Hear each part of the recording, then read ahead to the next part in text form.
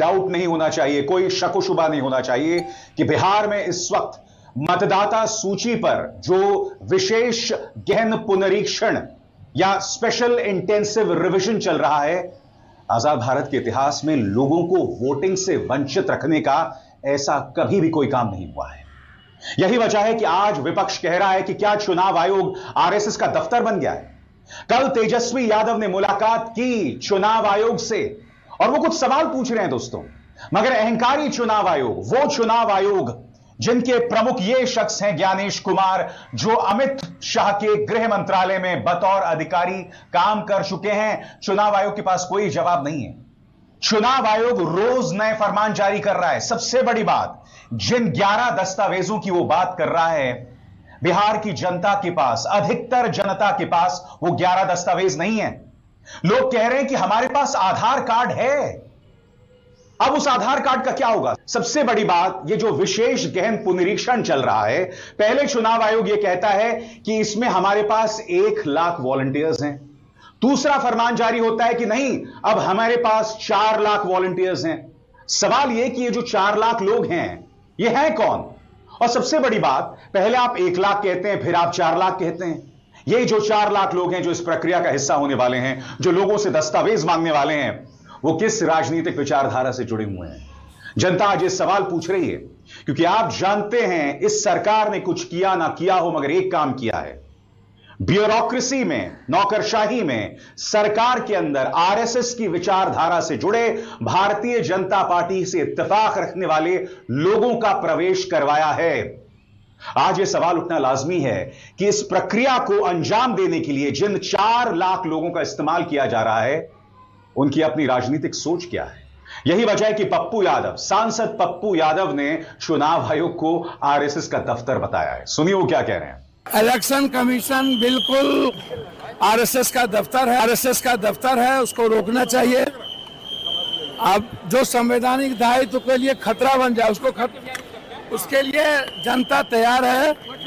और आप इसको समझिए कि आज हम लोग तय करेंगे, कांग्रेस प्रभारी जी से भी बातचीत हुई है। भैया चुनाव आयोग भगवान है, अलाउद्दीन के चिराग हैं क्या?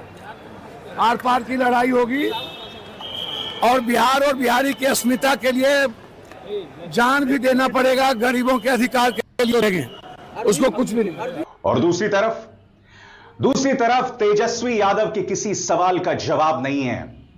जी हां, इंतजार कीजिए, मैं आपके सामने पेश करूंगा उन तमाम 11 दस्तावेजों की हकीकत जो जुटाना मुश्किल होने वाला है बिहार की जनता के लिए। सबसे बड़ी बात, बिहार में बाढ़ के हालात हो रहे हैं दोस्तों। इन हालात में लोगों से उम्मीद की जा रही है कि वो दस्तावेज जुटाएंगे। क्या चुनाव आयोग भूल गया है कि जब लोकसभा चुनाव गर्मियों में हुए थे और कई लोग मारे गए थे, तब उस वक्त के मुख्य चुनाव आयुक्त राजीव कुमार ने उसे एक बहुत बड़ी भूल माना था? क्या आप एक और बड़ी भूल कर रहे हैं?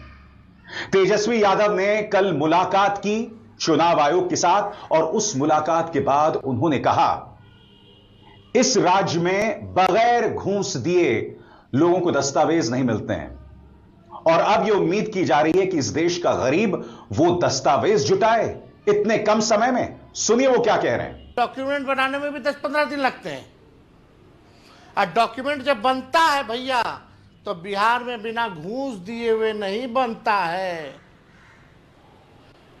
और फॉर्म में फोटो भी लगेगा, व्हाइट बैकग्राउंड में, वो भी रखिए, फोटोकॉपी भी रखिए, हार्ड कॉपी भी रखिए। हर वोटर पे फोटोकॉपी या फोटो का अलग से खर्चा, आने जाने का खर्चा, घूस दे करके कागज बनवाने का जब बनता है तो उसका खर्चा। क्या ये अब मात्र 22 दिन बचा है, 22 दिन में हो पाएगा? ये सवाल खड़ा होता है।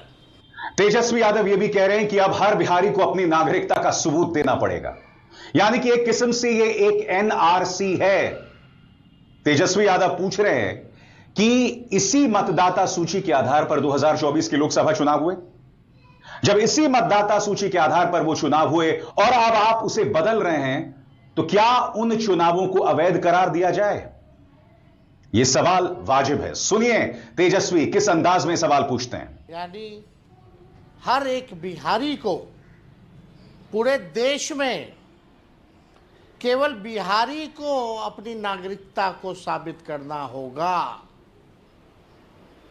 और यही वोटर लिस्ट से 2024 का चुनाव हुआ था।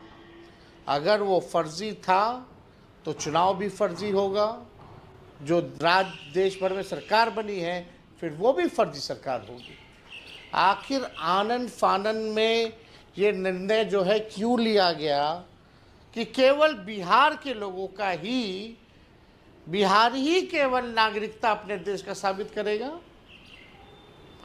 चाहे हिंदू हो, मुस्लिम हो, सिख हो, ईसाई हो, अगड़ा हो, पिछड़ा हो, दलित हो, आदिवासी हो, अति पिछड़ा हो, उन सब को, चाहे कोई धर्म के हो, कोई जात के हो, केवल बिहारी अपने देश की नागरिकता को साबित क्यों करेगा? ये बड़ी साजिश है। हकीकत यह है दोस्तों कि भारतीय जनता पार्टी जानती है कि जनता के कुछ सवाल हैं। आज कई जानकार ये सवाल कर रहे हैं कि क्या उन सवालों के जवाब न दिए जाएं, इसीलिए यह पूरी प्रक्रिया चल रही है। क्या आजाद भारत के इतिहास में